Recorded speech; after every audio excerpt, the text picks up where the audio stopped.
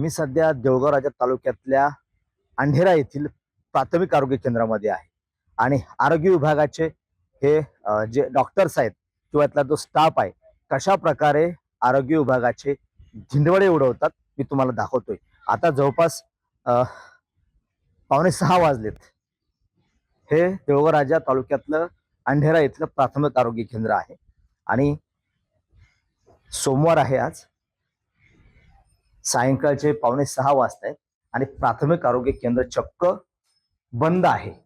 बघा, हा पूर्णपणे गेट जो आहे तो बंद करून ठेवलाय आणि याला चाबी लावलेली नाही फक्त, आणि लॉक जसं तसंच आहे। आता मी तुम्हाला उघडून दाखवतो आणि आतमध्ये सुद्धा जाण्याचा प्रयत्न करतोय। चला तर, कशा प्रकारे अंढेरा येथलं हे प्राथमिक आरोग्य केंद्र आहे। सुसज्ज अशी ही इमारत आहे। अनेक वर्षापूर्वीची ही इमारत आहे। जवळपास 20-25 खेडे जे आहेत ते या प्राथमिक आरोग्य केंद्राशी जोडलेले असावेत। सगळ्यात महत्त्वाचं म्हणजे एकही डॉक्टर, नर्स किंवा इतर स्टाफ या प्राथमिक आरोग्य केंद्रामध्ये आत्ताच्या घडीला हजर नाही।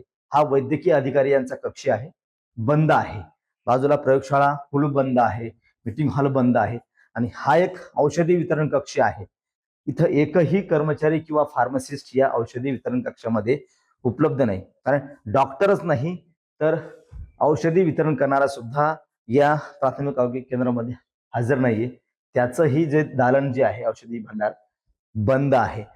म्हणजे किती निष्काळजीपणा हा आरोग्य कर्मचाऱ्यांचा या प्राथमिक आरोग्य केंद्राच्या संदर्भात या ठिकाणी दिसतोय। चक्क 5:45 वाजतायत, मात्र एकही कर्मचारी या रुग्णालयामध्ये हजर नाहीयेत। जर का आता एखादा रुग्ण या रुग्णालयामध्ये इमर्जन्सी आला तर त्याला तपासायचं कोणी, आणि जर का त्याची तब्येत मोठ्या प्रमाणामध्ये खालावली तर त्याची जबाबदारी कोण घेणार, अशा पद्धतीची परिस्थिती सध्या या रुग्णालयाची आहे।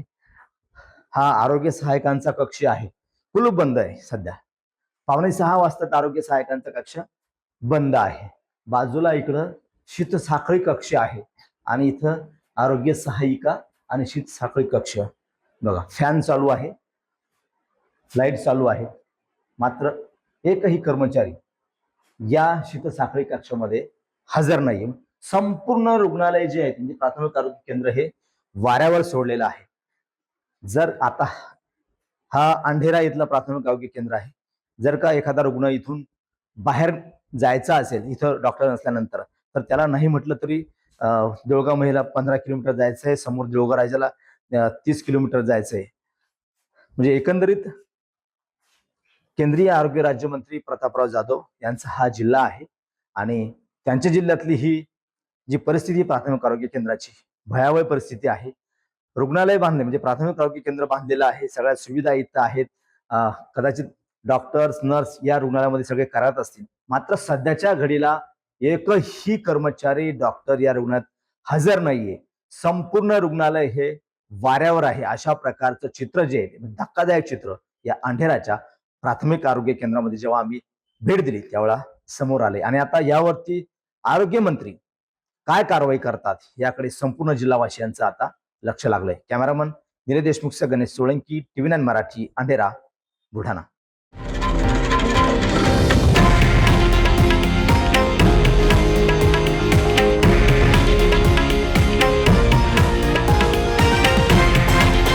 हे आहे देशातील नंबर 1 न्यूज नेटवर्क आणि आपण पाहत आहात TV9 मराठी, एकमेव।